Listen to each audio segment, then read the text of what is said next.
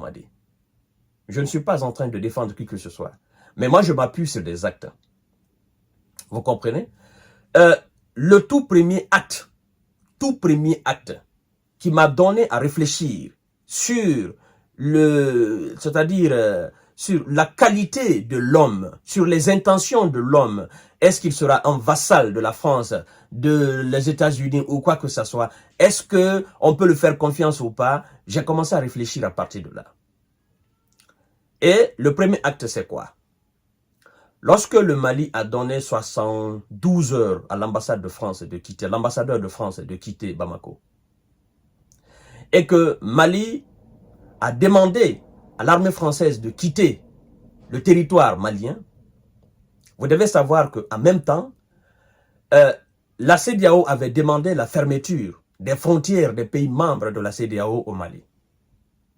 Mamadi a dit non, qu'il ne fermera pas, il ne fermera jamais la frontière guinéenne aux Maliens. Il a d'ailleurs rappelé une histoire d'Ahmed Sékou Touré, qui a dit que le Mali et la Guinée sont deux poumons dans une même poitrine. Donc il a dit que si les autres pays de l'Afrique veulent, ils n'ont qu'à fermer la frontière, mais que lui ne le fera pas. Et vous devez savoir que la CEDEAO que nous sommes en train de dénoncer pour avoir été, n'est-ce pas, un instrument de la France Afrique contre les populations africaines et contre les dirigeants aujourd'hui que nous applaudissons, les dirigeants de l'AES, on m'a dit nous ne pouvons pas alors être un vassal de la France et s'opposer à la fermeture, n'est-ce pas, des pays membres et s'opposer à la fermeture de la frontière guinéenne au Mali, s'il était véritablement un vassal. Ça, c'est un premier point. Ça m'a poussé à réfléchir sur la qualité de l'homme. Les Maliens ne diront pas le contraire. Parce que Assimi Goïta a même envoyé une délégation malienne pour aller saluer les autorités guinéennes et donc le général Mamadi Doumbouya. Vous devez aussi savoir que le général Mamadi Doumbouya est un ami d'Assimi Goïta. Ils ont reçu de la formation ensemble. D'accord? Ils ont été formés par les Américains, mais aussi par les Français à l'époque. D'accord? Ce sont des amis. La délégation malienne est venue et est à saluer. Permettez-moi pour un peu la longueur de cette émission parce que c'est très important d'apporter de la lumière là-dessus. Ça, c'est le premier acte qui m'a marqué. Le deuxième, vous devez savoir que le départ des soldats français, n'est-ce pas, au Mali, sous l'égide d'Assimi Goïta, il a été demandé.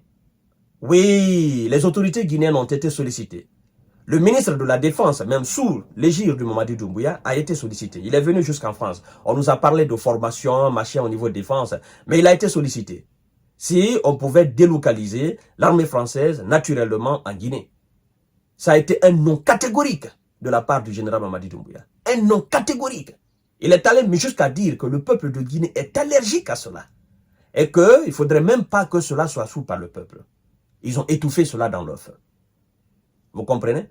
Sinon, posez-vous la question. Si Mamadi était un vassal de la France, vous pensez que il n'allait pas accepter, même si le peuple grondait? Naturellement, on allait localiser, on allait trouver un endroit et un prétexte pour envoyer des soldats français en Guinée. Mais ça a été un non catégorique. Vous comprenez? Ça, c'est le deuxième acte qui m'a marqué. Le troisième acte qui m'a marqué, s'il était un vassal réellement de la France et ses alliés, comme certains le prétendent, vous devez savoir que les États-Unis, le département d'État américain, a une fois dénoncé la transition guinéenne, en allant jusqu'à toucher le délai qui a été donné, que le général ne veut pas respecter. Automatiquement, la Guinée a réagi. Il a fallu même que l'ambassade américaine en Guinée à Conakry présente ses excuses aux autorités guinéennes. La Guinée a tapé la table pour dire aux États-Unis d'Amérique que nous n'avons pas d'injonction à recevoir de qui que ce soit. C'est sous l'égide du général Mamadi Doumbouya. Alors, ça, ce sont des actes qui m'ont marqué. D'accord? Je vous dis que vous allez sur le site du ministère des Affaires étrangères, ça a été un débat. Il y a même certains panafricains sur la toile qui ont repris, n'est-ce pas, ce problème entre la Guinée et les États-Unis. Vous comprenez? Donc, l'ambassade des États-Unis en Guinée a présenté des excuses au ministère des Affaires étrangères guinéennes parce que ça a été qualifié comme de l'ingérence dans la politique intérieure de la Guinée. Si les autorités guinéennes ou le général Mamadi Doumbouya était un vassal alors des États-Unis, je pense que ça, ce sont des actes que je suis en train de vous parler. C'est pas une invention. Vous pouvez vous renseigner et demander qui que ce soit.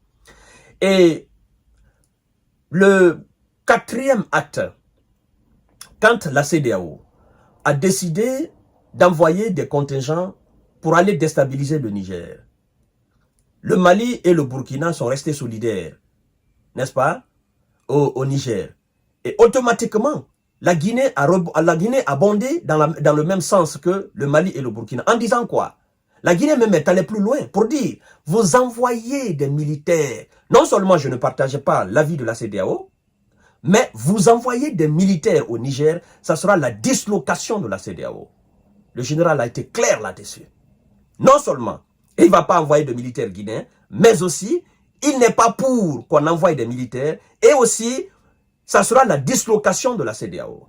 Ça, c'est quelque chose qui est officiel. Vous comprenez? Et le Niger a envoyé une délégation, le général Abdourahmane Tiani a envoyé une délégation à Conakry pour aller remercier le général Mamadi Doumbouya.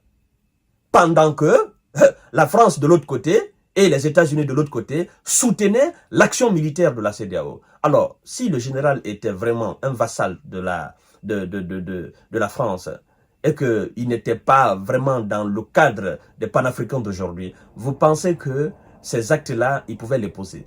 Non. À mon humble avis, non. Mais je vous laisse aussi la latitude de réfléchir là-dessus. Parce que je me dis, mais non, il ne peut pas être insoumis et puis s'opposer à ceux auxquels il est soumis.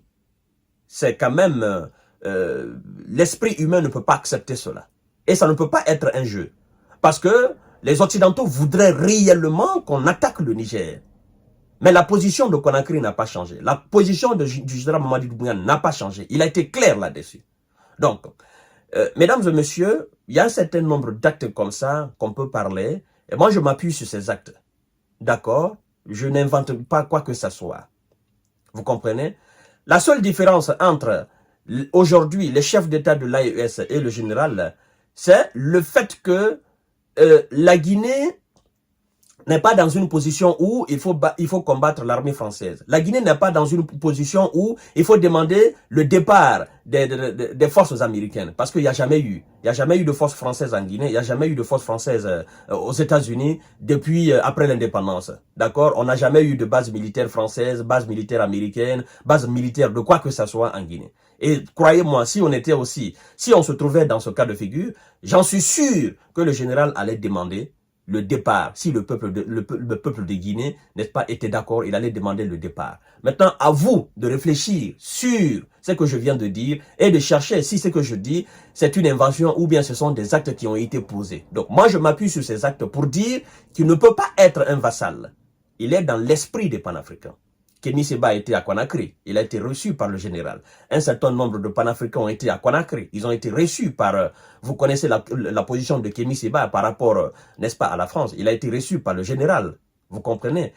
Voilà, il a même été questionné sur son entretien avec le général Mamadi Doumbouya et il a donné son avis, la manière dont il perçoit le général, vous comprenez. Donc moi je voudrais pas entrer voilà, dans ces débats où il a la femme blanche, il n'a pas la... Non, non, non, non. Ça, c'est l'histoire de Mamadi.